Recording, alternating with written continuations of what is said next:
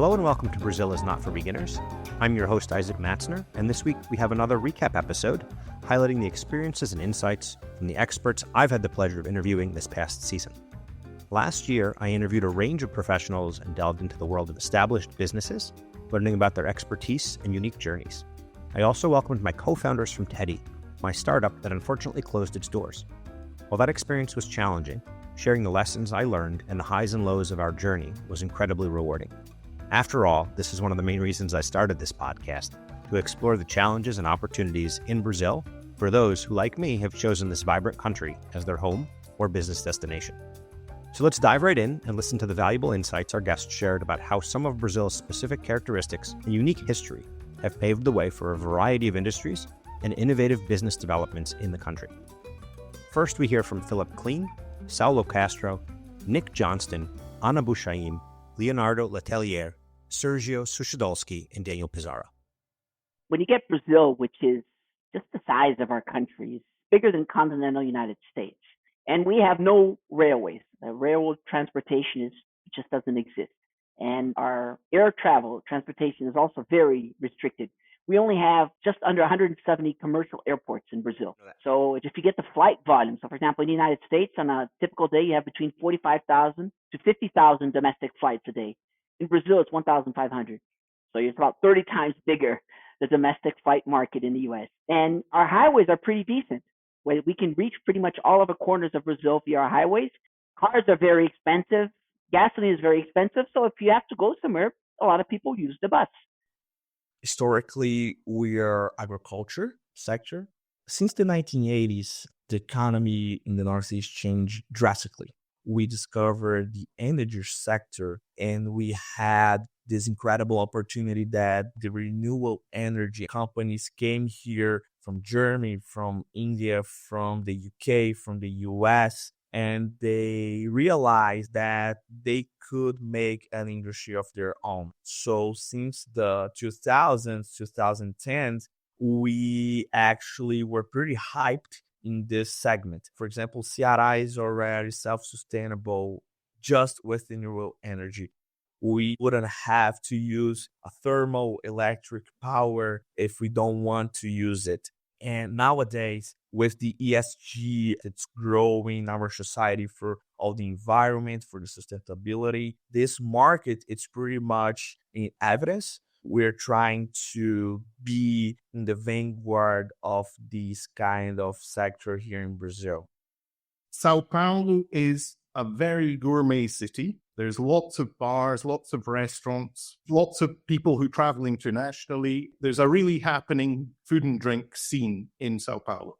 But there's a couple, maybe two, reasonable gelaterias. But I've also lived in Italy where there's a lot of gelaterias. And I can assure you, if we did above average Italian gelato in Brazil, it would be a recipe for success. So our calculation was, okay, Milan's 2 million people with 500 gelaterias. Greater Sao Paulo is approximately 20 million.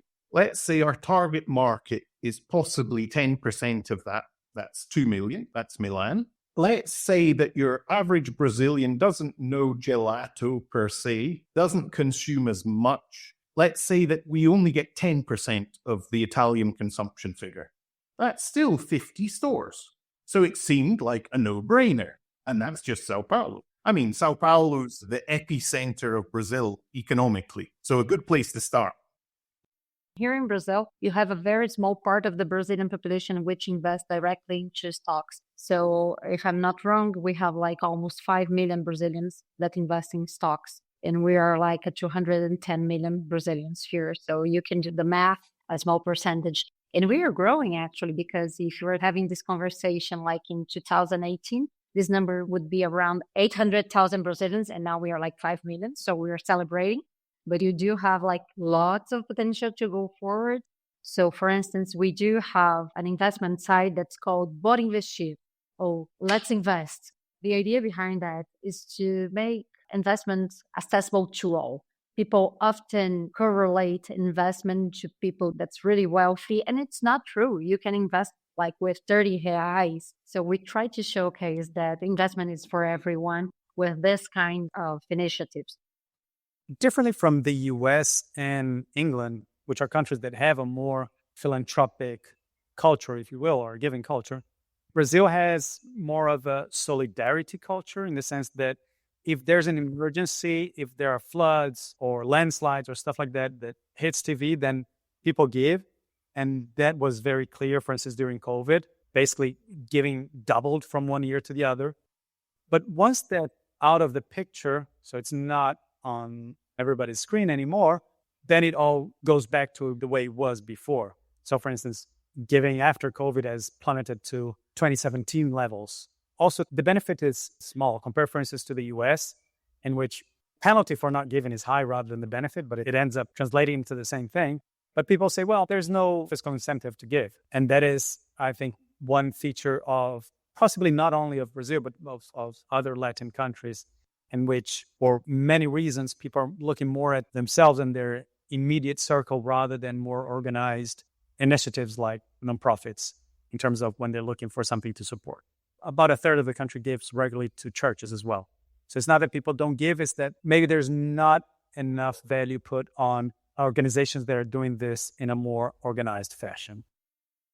The circumstances back in the 70s is that you had a lot of cases of workers passing out during the day because they were not properly fed. They were not able to have access to food during their working hours. And sometimes even they were paid very low wages and they couldn't afford for the whole month, or they couldn't support themselves fully and their families. You had a lot of accidents. So this was very common, especially in the industrial areas of Brazil. So the public policy was set up to ensure food security, and nutrition. Then any company that decides to start a program, this is not a mandatory program. It's something that companies are eligible for.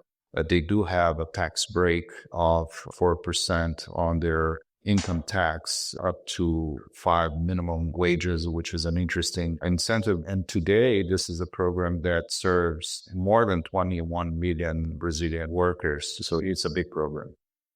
We're seeing a shift from formal, standard type of work to a more independent, more project-based and freelance type of work. So people are moving from working 20 years for a company and having all kinds of benefits and protections.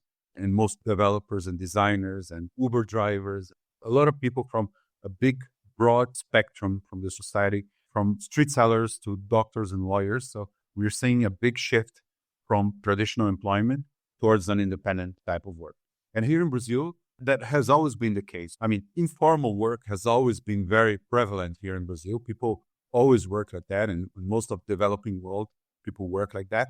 But now, with the advent of technology and in kind of flexible labor regulation and so on, we're seeing an even faster and bigger shift towards this type of work. In Brazil, we're talking about half of the working population right now working as independent workers. It's an amazing opportunity. If someone cracks it, it's not $1 billion, it's $1 trillion opportunity. And I think people should keep trying, but it's not going to be easy, especially in Brazil, as Brazil is not for beginners, as you know. By now, you probably already know the origin of this podcast's name, which I took from a famous quote by Tom Jobim, and why I chose it as the title of the show. So picking up from our last recap episode, when we discussed Brazil's bureaucracy and the concept of the jeitinho, we bring a few insights and look deeper into financial laws, taxes, market regulations, and compliance. Let's hear from Jorge Neto, as well as Ana Bushaim, Sergio Suchedolski, and Philip Kleen. In Brazil, if you have a company here, you are subject to the Brazilian regulation, the Brazilian laws. So this is the first thing for the foreigner to bear in mind. I would say that it's very dangerous for an entrepreneur to simplify or to take for granted to do business in Brazil. Actually, it's a very cumbersome, very difficult environment for you to do business at. We're very serious about compliance stuff here. In all regard, KYC, etc., are very restrict. Ever since the past couple of years, the government has increased the level of bureaucracy in order to assess what is the income of companies. So they are trying to get out of this informality so as to eventually apply taxes. And they are increasing the level of bureaucracy for these ancillary obligations. There's some sort of mandatory contribution / taxes. So we have direct taxes, which is income taxes, basically. Payroll on average, you pay 85% taxes on your payroll. And there's also mandatory contributions linked to payroll, such as mandatory pension plans, those type of contributions. And then we have indirect taxes. We have ICMS, which is a taxes linked to the selling of products, and this changes state to state. Then you have service taxes, which is ISS, and this changes from municipality to municipality. And then we have other indirect taxes, such as IOF, which is a taxes applicable to financial operations. So it's a crazy tax environment. But at the same time, we're extremely well developed in terms of tax bureaucracy and payments, etc. So it's very cumbersome, but it's very digitalized. So I think it's this paradox, right? And I think you absolutely need professional support to make sure that you are compliant with the applicable tax and regulations mainly, because otherwise you could be even subject to very high penalties and even some jail time. So definitely it's something that I do not recommend. B3 is the Brazilian Stock Exchange. B3 operates under strict regulations from the CVM. CVM is our SEC, so it enhances the market integrity in one hand and investor protection. Here in Brazil, actually, we do have a way of doing investment that you have the final beneficiary. So I do know that all the investment that's done here, it's under your name, under your CPF or your social security number for the Americans. And it's different from the US because in the US, you put all your money into like a bus account. So you do have like a lot of money, pretty much like a portfolio, but you cannot identify the beneficiary of this money. And here in Brazil, you can do that. It's super interesting. And this is one thing that comes from the regulatory framework. So this is very important for the investor protection. And you have to consider, in the other hand, tax considerations. You have to put that in mind. And investors should be aware of that. And then you have like currency risk, but again, it's implied whenever you're talking about investing away from your home country. But you do have to bear in mind the cultural and economic factors. So it's different investing here. You have to know our environment, our political environment as well, the segments that you have to invest. But again, it's a good investment opportunity. Here in Brazil, you can access through brokerage firms. You can go via funds or structured products. You can invest here, but you have to understand a little bit about Brazil. First, of course, doing business in Brazil, obey the laws, especially the labor laws, understand how they work. So this is the first thing. The CLTs is the labor laws of Brazil. They're basically ensure some basic rights for Brazilian workers, just like paid leave, a 13th salary at the end of each year, a what we call sort of a labor insurance mechanism through what we call the FGTS, and of course, paid vacation time at the amount of 30 days per year. So this is very Brazilian. This is also an interesting bit because it's a public policy turned into law that creates a universe for private companies to operate that peculiar segment. So you have a whole range of companies, both Brazilian and international companies, operating this program in Brazil. VR was one of the first companies to start operating the program. And I think the beauty of the program also is that it has evolved over time. So you started with paper vouchers and then you moved to cards, and now we are in super apps and ecosystems. So the program celebrates 50 years and enters the 21st century, becoming something very different, but with the same objectives. First of all, I think that Brazil is much more complex. So even with laws, legislation, it's supposed to be enforced, but nobody follows the law and there's no punishment for specific laws. And the amount of laws enacted in Brazil is crazy. And the weird thing is that there is no pattern. Is this law going to work? Is this law not going to work? But a good example that I use is Brazil implemented a law to reduce drunk driving, lei seca, which means like the dry law. And basically what they do is they put police cars in big important highways or big streets to actually stop people and measure their alcohol content, even if there was no suspicious driving, which is kind of unheard of in the US, right? Why are you going to stop someone if there's nothing wrong? It's just very common. that actually changed behavior. I remember back when I was at Uber, where we would see specific spikes in car riding during specific times in specific regions because of this. And I remember back then, between my Brazilian friends, like, oh, that's a law that actually pegou. That's a law that actually works. So what I like to say here is that Brazil is so complicated that just because something happened in the past and it worked, there was some sort of pattern, the pattern's not going to be repeatable. And there are a lot of examples like, hey, this something worked in the past, but all of a sudden everything is going to change in the future. And if there's one certainty about Brazil, it's that nothing ever stays the same and that it can be hard to predict what the future will bring. I particularly liked Nick Johnston's metaphor about how doing business in Brazil is like navigating without charts. Other guests also spoke about the importance for businesses to prepare for the unknowns they will certainly encounter along the way. I liken starting a small business in Brazil a bit like being on a sailing boat with absolutely zero charts and zero weather information.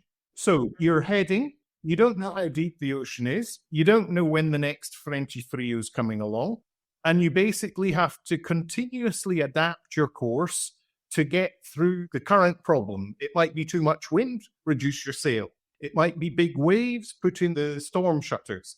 It might be rocks, change direction. And effectively, that's what doing business in Brazil is like. Brazil is unpredictable. I mean, you never know what's going to happen in a couple of months in terms of the market, the government, the laws, the partners, and so on. Especially now, we're seeing it again with governmental issues, with a lot of uncertainty, regulatory uncertainty, economic uncertainty, a lot of things happening. And so you need to be over-prepared and maybe allow for serendipity to happen and quickly make decisions and change routes because things are going to change. That's the only certainty in Brazil. So I think you need to be more flexible as an entrepreneur to drive a company here because all your models and expectations and assumptions, I'm sure they're going to change as you move on. I remember that when we first started doing the angel round, like at first, the market was like A. A couple of months later, the market was like Z. It was going to a different direction. It was getting harder to fundraise. The data that we needed and also the proof that we needed also changed a lot. And the expectations for a seed round company changed as well. So I would say that that variable was quite high in terms of how it impacted our decisions and our end as well. In Brazil, even the past is uncertain. That is an expression I use a lot. And I think that helps to illustrate that things are not usually what they seem or as simple as they seem on a first look. And to understand the levels or the layers of complexity underneath the surface, you have to spend some time here and live the culture. A yes doesn't always mean yes. A no doesn't always mean no. I mean, there's this issue of reading the room and the situation and the tea leaves, if you will. That is an art more than a science. And it's a hard place to be anywhere. But I think possibly in the US, there are more funders of every type. So maybe there are more doors to knock on and get funding if you have a good idea. Here is much more limited. That's where the flexibility and the resilience of Brazilian executives comes from and why they're very well regarded in general and in the marketplace globally. If you can adapt, you become, as a person, as a professional, become more resourceful. So it's a step to understand the market. You start working with the people in front of you, but then you understand this larger markets that you are targeting to in different ways. I have seen recently people coming to Brazil prospecting new business opportunities, and then they have a plan. They're very prepared. They're the very top in their industries, and they come to Brazil to meet Brazilians in different states, and they fail. And then they tell me, they reach out to me and they say, we didn't have any cultural understanding. So I think one very important point is to understand the culture. Culture represents the echoes of our past. So that's why we need this context, because if you understand the past, you see the echoes. And in my experience, it has happened to me, and I see happening to other people, that when you understand things about the past, you understand what you see in the present, and you understand the whys. And I believe that if you understand the why, you make peace with the differences. I know we have spoken quite a lot about the cultural aspects of doing business in Brazil here on this podcast, especially about how these nuances play a crucial role in the success of any business endeavor. but I want to highlight a few pieces of wisdom from some of our guests about their experiences navigating these cultural differences. So let's hear from Philip Kleen, Nick Johnston, Saulo Castro, Eduardo Nuzzi, and Denise Lima. The U.S. is DIY. You go to Home Depot, you buy your whatever you want to do in home maintenance, and you do it yourself. Here in Brazil, you're going to discuss with friends who you're going to call to help you to do it with. So I think that exemplifies a lot of the differences we have culturally. And nothing for me describes this better than putting gasoline in your car metaphor. So in the U.S., you drive up to the gas station, you get out of the car, you open up the gas compartment, you get the gas nozzle, you stick it in, you put in your credit card, and you finish, you take out your credit card, you leave. In Brazil, what you do is you roll down your window and then you say what type of gasoline and how much you're going to pay, and then somebody's going to do that for you. So the expectations for Brazilians with regard to service are so much higher or so much embedded in the customer journey than it is in the United States. Well, this is funny. In English, we say the devil is in the detail.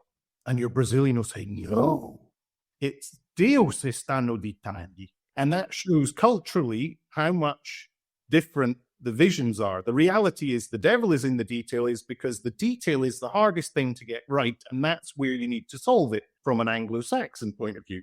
Whereas from the Brazilian perspective, Deus está no detalhe is because perfection comes from God. So very different outlooks to the same scenario. The Northeastern is usually very proud of being kind of different, and they're colonized different from the rest of the country. So we like to say, joking, of course, but we are a country of our own because we are kind of very different from the other regions. Approximately 90 to 95% of the companies that we have here, they're family business. So we have companies here that are passed on generations. We have families that establish business of almost 200 years. In the Southeast, there's a more corporate culture that is very different from the family business culture. There's a Brazilian expression that says that you have to speak the language of the place that you are going. So it means to understand the values, to understand these relationships that were created and show that you're doing something different, not because you're better than us, but pretty much because you have something that we don't. In Brazil, we do not value so much our own culture. So that's the bad part of it. But the good side of that is that we are flexible to deal with differences.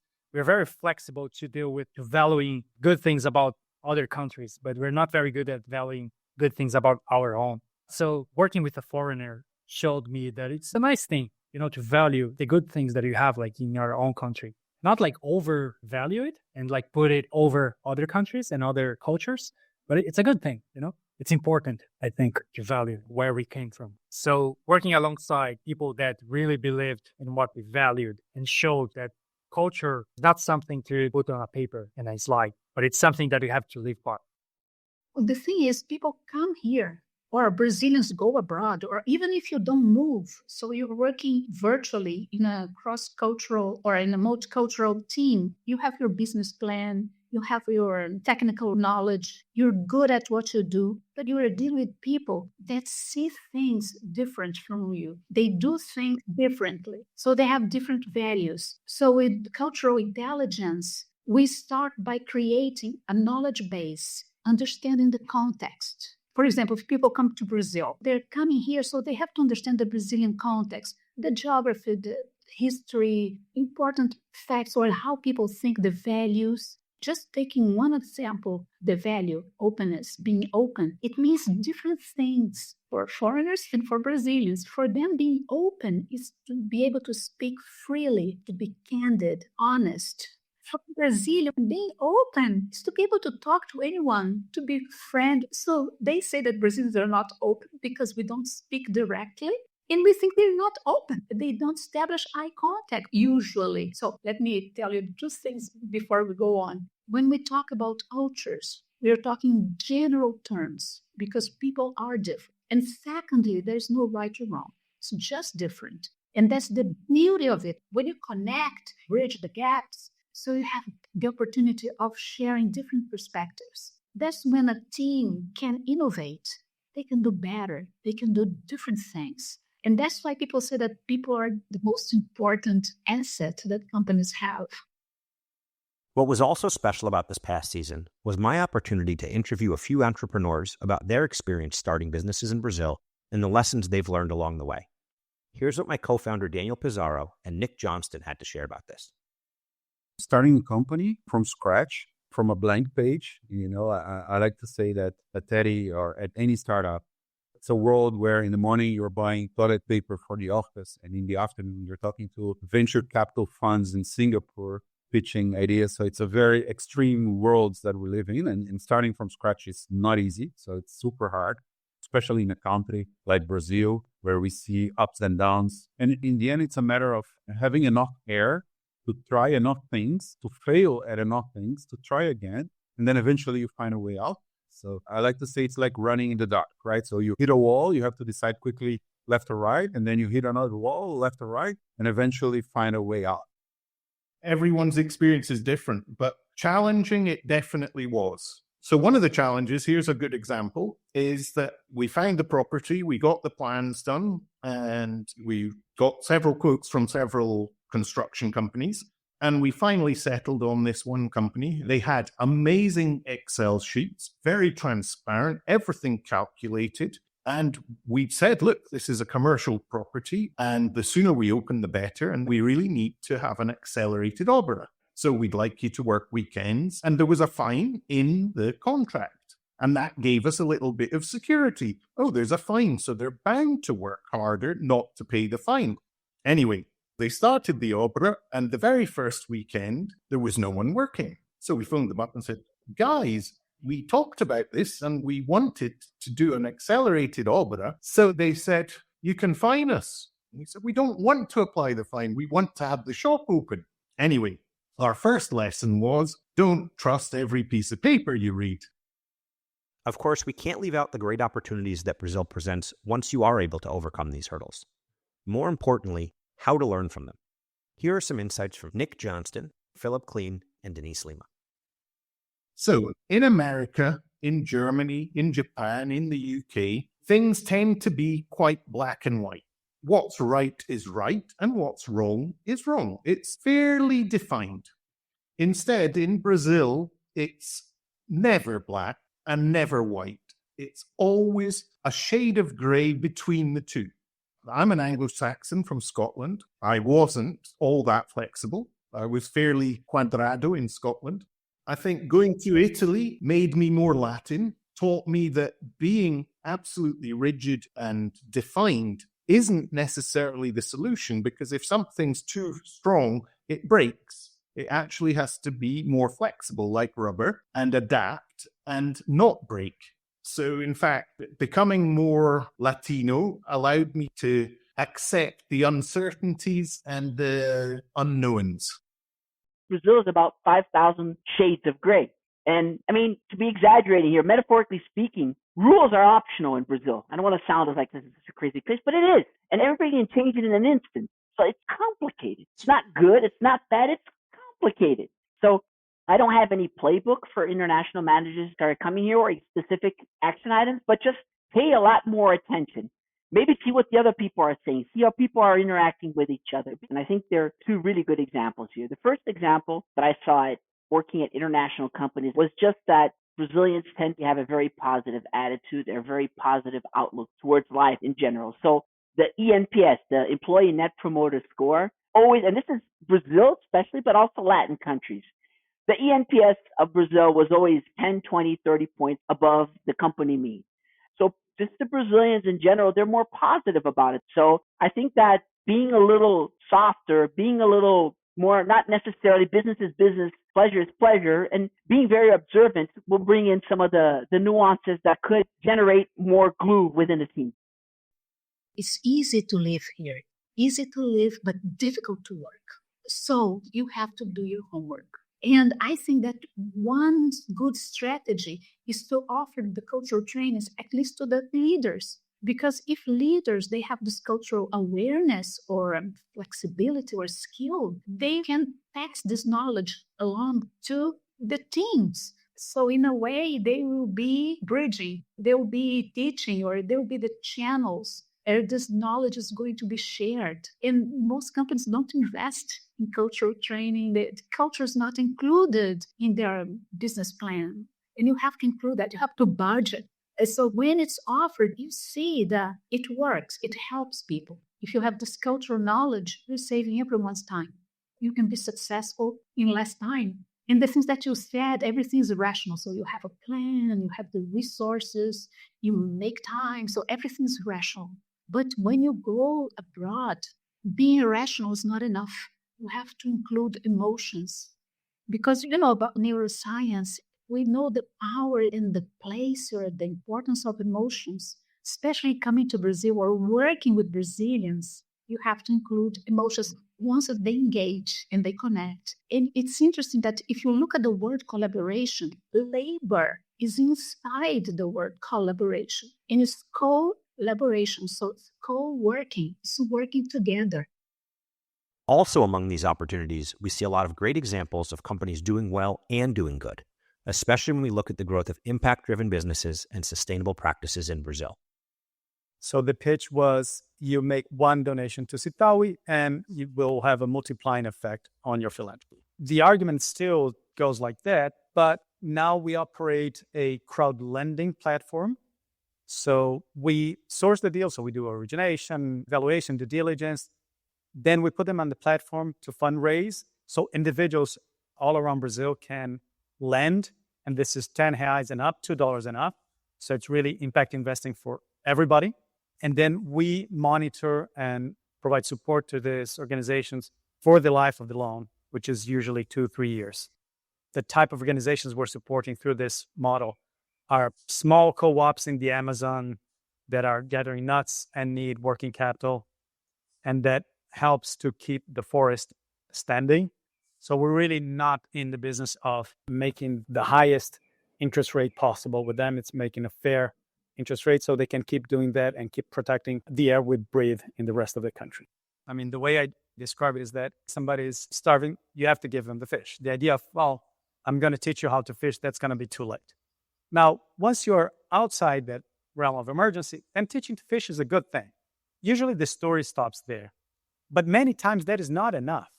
Sometimes you have to build a road to connect the port to the market and fund or finance a refrigerated truck. So that's what we call infrastructure. So when we talk about building this infrastructure, it's less about trying to convince people that they should do things differently. It's more to enable, increase, and accelerate the flow of funds towards all these positive social and environmental initiatives that are already on the ground. I think the main challenge here is to show everyone that you don't have to be a successful business and not be sustainable. They are antagonized from a political thing, but I think you can nowadays see that you can make your business work and also be sustainable. If you understand that, I'm pretty sure you're going to be successful. B3 is a house of governance. You might as well say that, because to be listed here, you have to have a very high standard of governance and governance practice well established here to attract external investor. And we do reckon that we play a crucial role in the Brazilian economy. We serve like an engine of growth and innovation.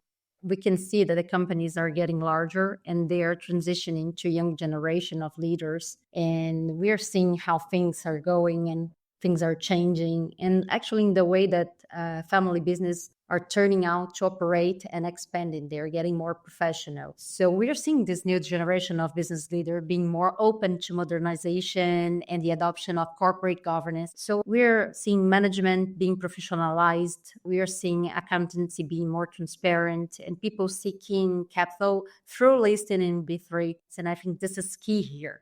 If you are like a business owner or an investor, what do you want? You want this company to thrive, to be big in the long run, to go well, to do well to the environment as well. Not the environment, I mean only the environment, but everyone that's around it. You cannot thrive in a place that's not thriving. You cannot sell if your air is unbearable to breathe. So companies are not going to foster or be well or thrive if they're not inside an environment that is good for people, for the earth itself, and we have to be responsible for that.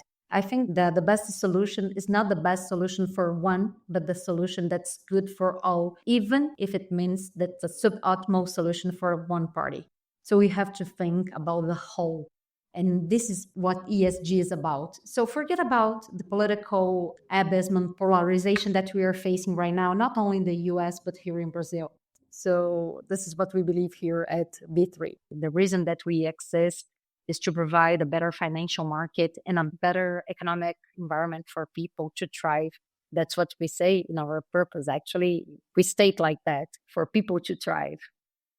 This is a very big market. As you can see, there's a lot of room for competition. You have a lot of new companies that are out there, and some of them are doing well. They're innovating. So it's a very open economy in many ways. But generally, from the perspective of the benefit system, especially if you are in the sort of industrial part, or if you employ construction or infrastructure or any size of company, really, this could be a very relevant element in retaining talent in all parts of your workforce, right? I mean, many surveys show that this can be a key component on really retaining talent, especially blue-collar workers. But not only them. So I see this space as a particular opportunity for an international investor coming to Brazil, and it will certainly be viewed by the employees as a very positive thing, like a great place for them to work, especially if they can offer a wide range of solutions, because this means that the worker will be ensuring themselves and their families a well-being, right?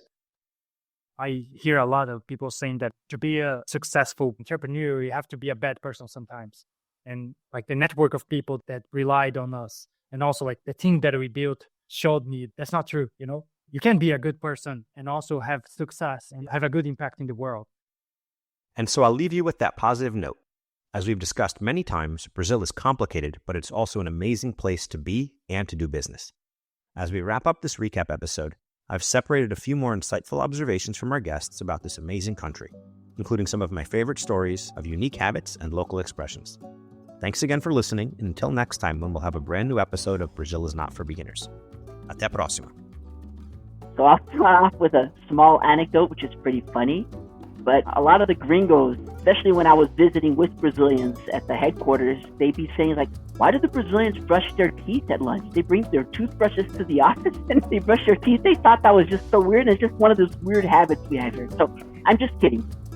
I like to think that Brazilians, not only the Northeast, but the Brazilians as a whole, are mixed. And it's one big mixture of all of these different cultures. I don't recall any other country with that many different approaches from the historical perspective to be so different and so much blended. Anyone can be Brazilian. We have the largest Japanese community outside of Japan, the second largest Italian community outside of Italy, certainly the largest Lebanese community outside of Lebanon. This is a melting pot. The real melting pot is Brazil. We are like an amalgamation of people here. We have our own culture and characteristic. It's like a super mix of people. You're going to find it here. So we are a country like with continental dimensions like the US. And, we have like very large distance, but we are close when we talk about our country. And we have like subtleties and you have contrast. And we are a unique and fascinating country.